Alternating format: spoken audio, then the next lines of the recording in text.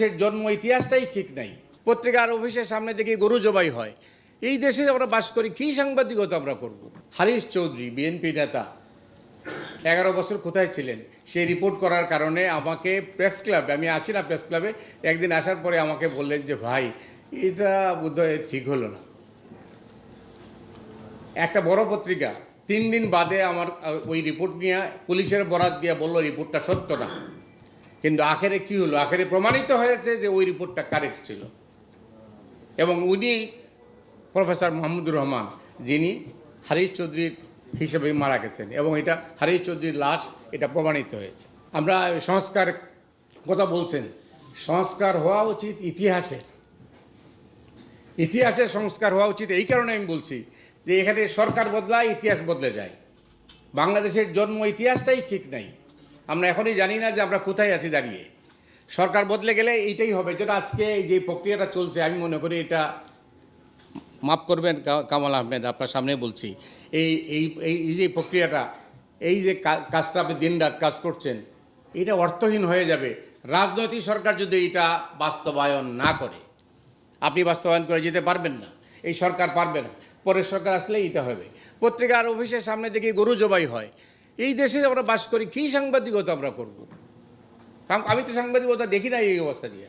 আমি ক্যাসেট কেলেঙ্কারি রিপোর্টটা করেছিলাম। আমাকে একজন সিনিয়র সাংবাদিক বললেন এবার ধরা খাওয়া, ওইখানে যাই আত্মসমর্পণ করতে হবে কোর্টে, নিঃশর্তভাবে বলতে হবে যে ভুল করেছিলাম।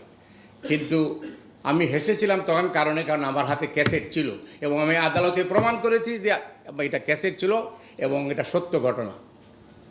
তারপরেও আমার 1 মাসের জেল হয়ে আছে। 22 বছর যাবৎ মামলাটা আদালতে ঝুলে আছে, এখন উচ্চ আদালতে। এই হচ্ছে বাংলাদেশ। বাংলাদেশে আমরা নিজেদের দিকে তাকাই না।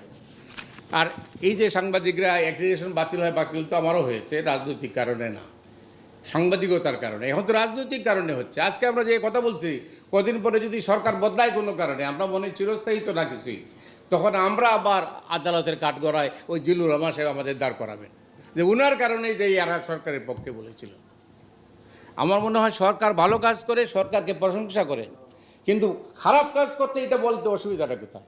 আমি তো কোনো অসুবিধা দেখি না, কিন্তু আমরা নিজেরাই এই খবরটা দিচ্ছি না।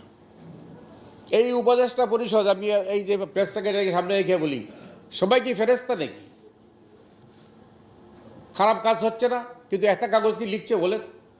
আপনি লেখার চেষ্টা করেন, তাই পরের দিনই সাংবাদিকরা বলবে দেখছেন আপনাদের বিরুদ্ধে লিখে দিচ্ছে, উপদেষ্টারা বলবে না।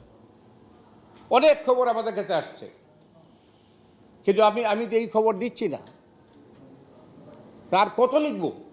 কারণ লিখতে লিখতে একই জিনিসই লিখছি বারবার। তো সেই জন্য আমার মনে হয়, ওই যে লাইসেন্সের কথা বলছেন, আমেরিকার প্রেসিডেন্ট রেডিও লাইসেন্স দেয়, একটা জায়গায় তো নিয়ন্ত্রণ থাকতেই হবে।